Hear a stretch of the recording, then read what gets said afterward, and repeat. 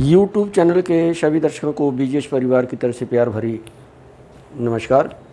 प्रिय दर्शकों, मैं ज्ञानचंद।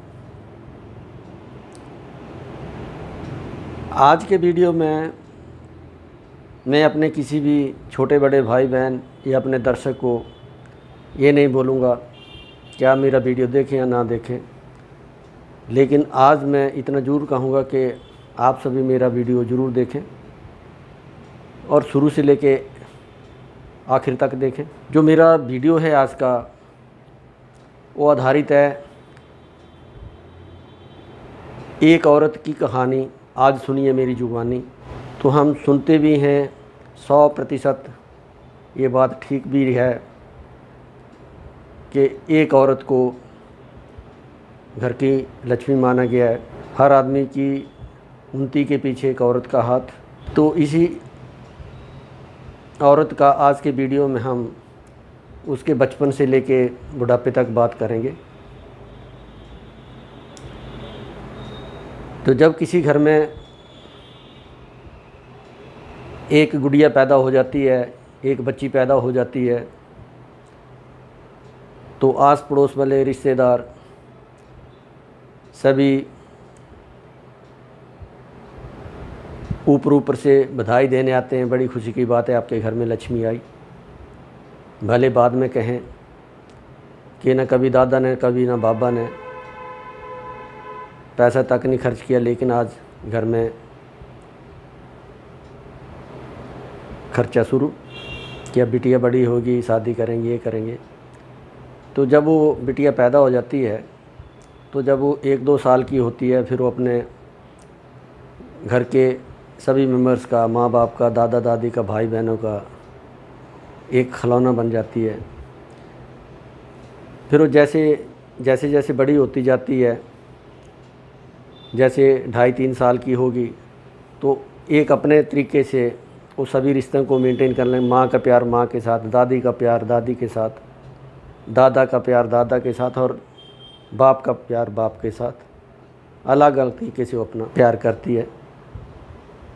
फिर जब उसका 5-7 या 10 साल के बीच में उसका बचपना ख़त्म हो जाता है, फिर वो 12-15 साल के बीच में थोड़ा जवानी में कदम रख देती है,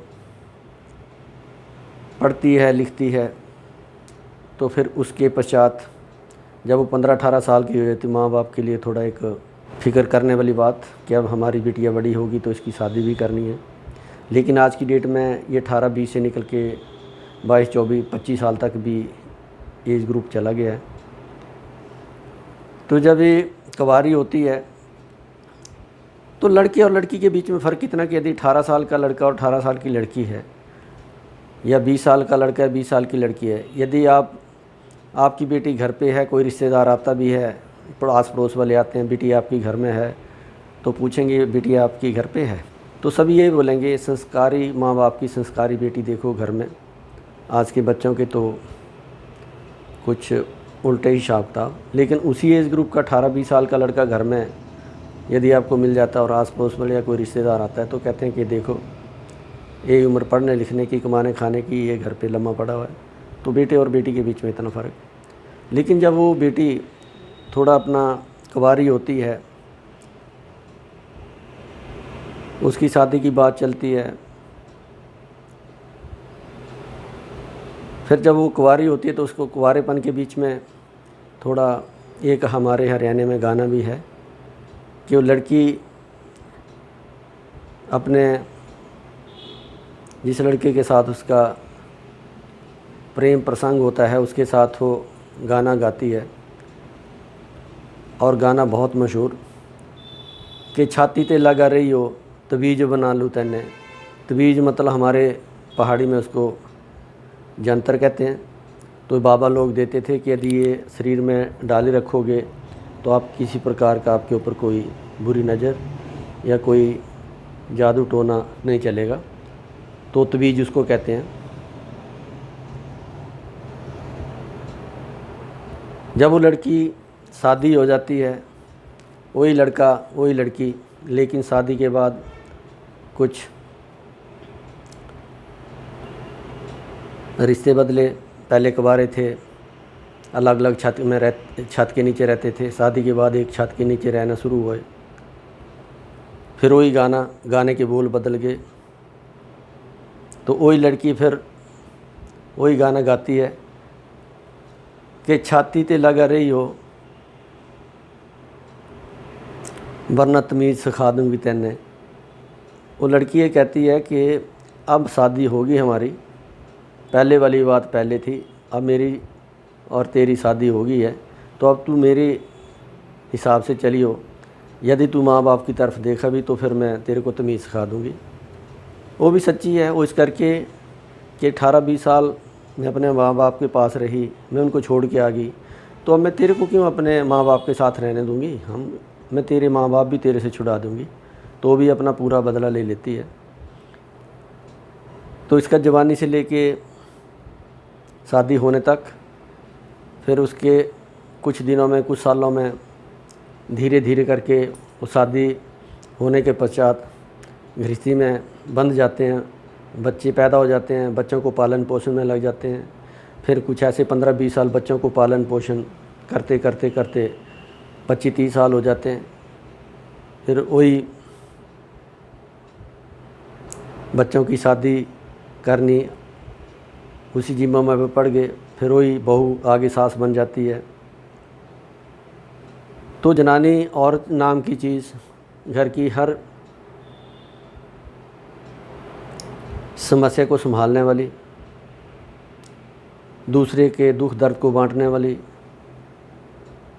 लेकिन फिर भी किसी भाई की बीवी को यदि सिर दर्द, पेट दर्द, कान दर्द रहना शुरू हो जाए तो उस बीमारी को पकड़ लो, डॉक्टर को छोड़ो, दफ्तर से आओ, चाय पियो, उसको स्कूटर पे या गाड़ी में बिठाओ और किसी अच्छे कपड़े की दुकान के ऊपर ले जाओ, उसकी मर्ज़ी का सूट या साड़ी उसको दिला दो, सारी बीमारियां ख़त्म।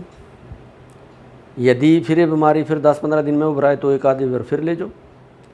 फिर भी यदि ये बीमारी महीना 2 महीने चले, क्रोनिक बनती जाए कि हर 15 दिन में बीमारी निकल रही है, तो फिर 2 महीने बाद उसको कपड़े की दुकान के ऊपर नहीं, फिर उसको सीधे सुनहरे की दुकान के ऊपर ले जाओ। फिर उसको 2 तोले सोने का कुछ चीज़ दिला दो। फिर उसके बाद सारी चीज़ें, सारी बीमारियां ख़त्म।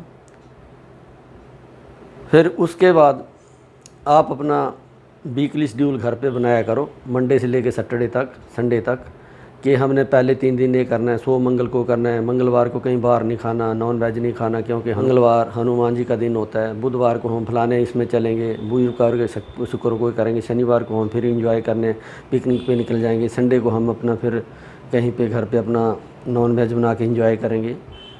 तो उसी शेड्यूल में उलझी रहेगी, बीमारी नाम की कोई चीज़ नहीं। फिर इसी गृहस्थी से निकल के जब वो बुढ़ापे के आ जाती है तो आपने सुना होगा कि ओल्ड इज़ गोल्ड, शराब जितनी पुरानी उतनी ही नशेदार। तो जैसे जैसे औरत बेटी से बहू, बहू से